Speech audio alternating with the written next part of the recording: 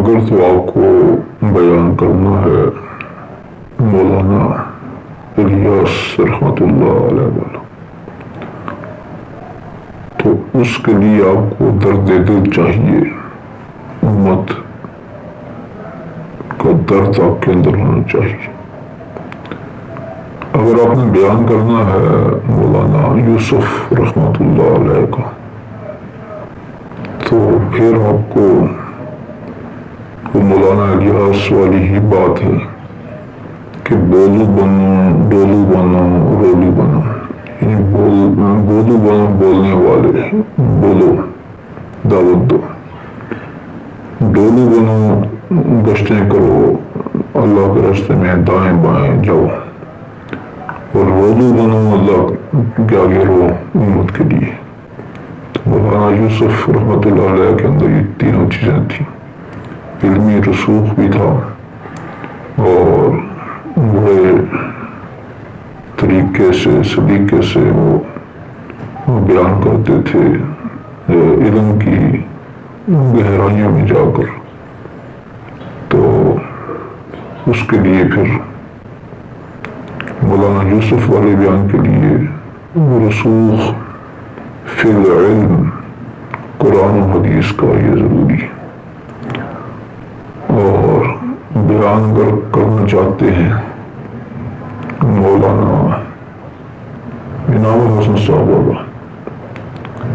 تو مولانا انعام الحسن صاحب بہت تھوڑا بیان کرتے تھے۔ اس کے لیے آپ کو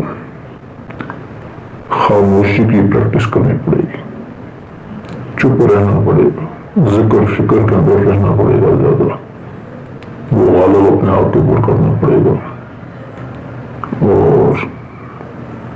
بہت تھوڑا بیان کرتے تھے۔ عمر پالن پوری صاحب والا بیان کرنا ہے تو اس کے لیے کارگزاریوں کا ہونا ضروری ہے، آپ کے پاس مختلف کارگزاریاں، علمی لحاظ سے بھی بڑی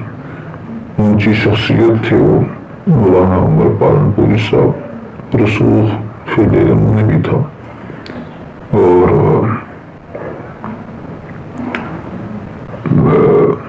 اگر 3 گھنٹے کا بیان بھی وہ کرتے تھے تو اس بیان کے اندر مجمع کو کسی بھی سٹیج پر بوریت کا احساس نہیں ہوتا تھا کہ ایک واقعے سے دوسرا نکالتے تھے، دوسرے سے تیسرا، تیسرے سے چوتھا، پھر 5واں، پھر 6واں، پھر 7واں، پھر اس کو وائنڈ اپ کرتے رہتے تھے، اس کو سمیٹا، 6 پہ آئے، پھر 5ویں پہ آئے، چوتھے پہ آئے، تیسرے پہ آئے، دوسرے اور بیان سے پہلے آخری واقعے کو بھی وہ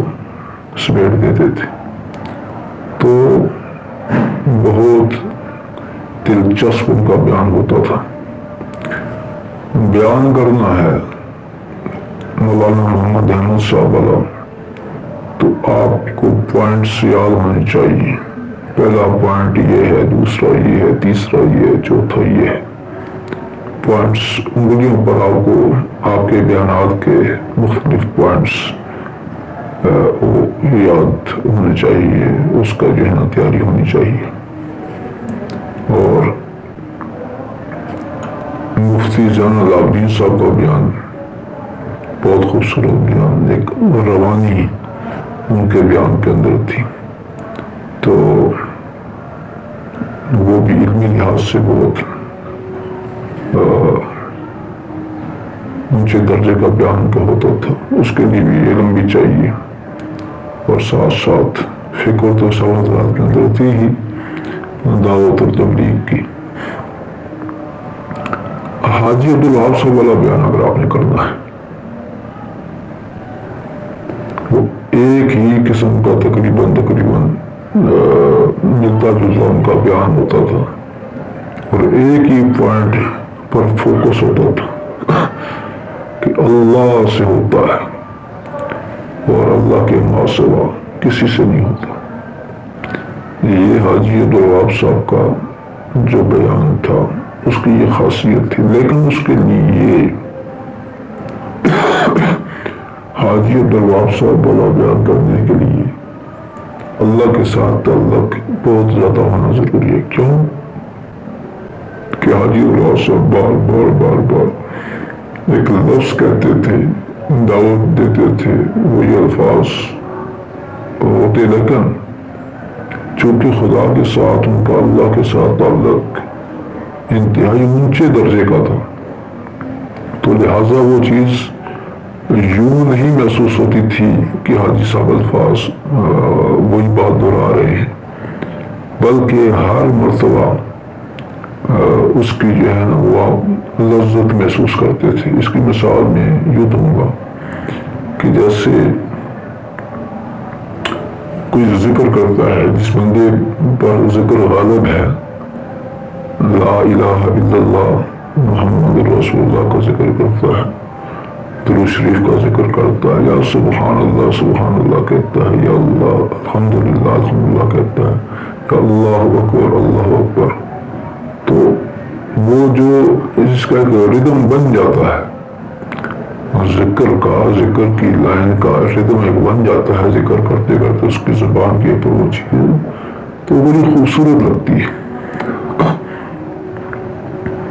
تو حاجی اللہ صاحب بار بار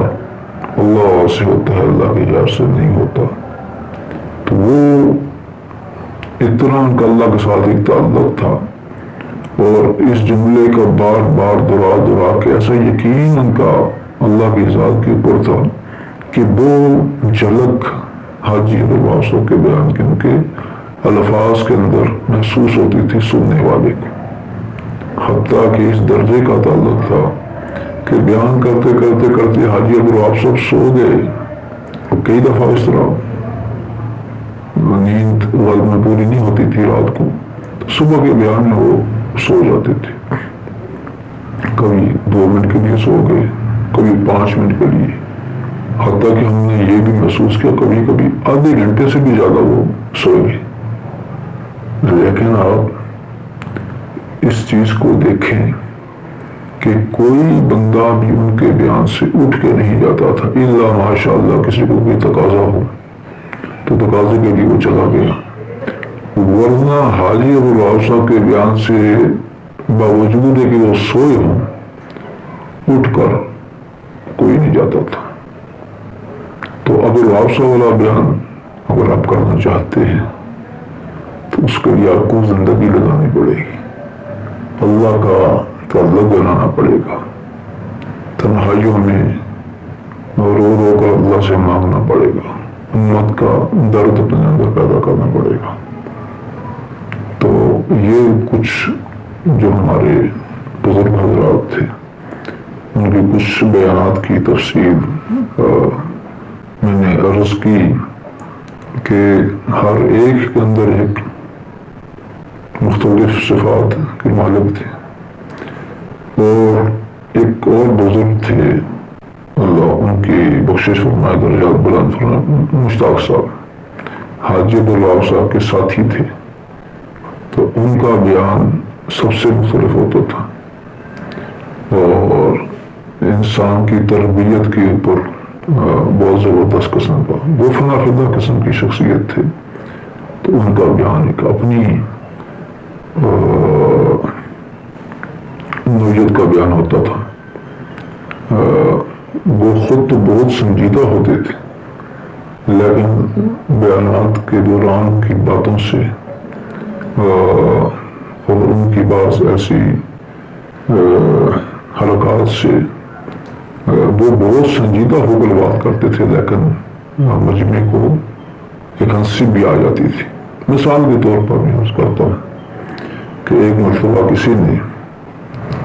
پیچھے دور بیٹھا تھا، تو اس نے کہا جی پھر آواز نہیں آ رہی، تو مشتاق صاحب کو جب نے سنا کہ پیچھے سے آواز آ رہی ہے جی، کوئی کہہ رہا ہے جی کہ بیان کی آواز نہیں آ رہی، اسپیکر کو سامنے کریں، اس اسپیکر کے اندر بیان کریں، ان کی عادت تھی اسپیکر کو دائیں بائیں کرتے تھے، تو انہوں نے اٹھا کے ہمارا اسپیکر کو انہوں نے کہا کہ ہم جب مولانا الیاس رحمۃ اللہ علیہ یا مولانا یوسف رحمۃ اللہ علیہ کے ہم جب بیان سنتے تھے، ہم بیٹھے ہوتے تھے، چاہے آواز آ رہی ہو نہ آ رہی ہو، تو ہم بالکل خاموشی سے بس بیٹھے رہتے تھے،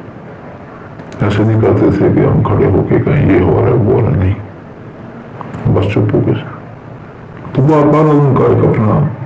مزاج تھا۔ ظاہر ایک لیول تک پہنچے ہیں، کوئی بزرگ ہیں اور محنت کرتے کرتے کرتے کرتے تو اللہ قبولیت پھر دیتا ہے انسانوں کے اندر، پھر ایسے لوگوں کو، تو پھر ان کی کسی بھی بات کو، کسی بھی حرکت کو لوگ محسوس نہیں کرتے، بلکہ محسوس ہوتے ہیں روحانی لحاظ سے بھی اور ظاہری لحاظ سے بھی، اور لوگوں کے اندر ان کی ایک محبت ہوتی ہے، ایک قدر ہوتی ہے، اور یہ قدر اللہ کے تعلق کی وجہ سے ہوتی ہے۔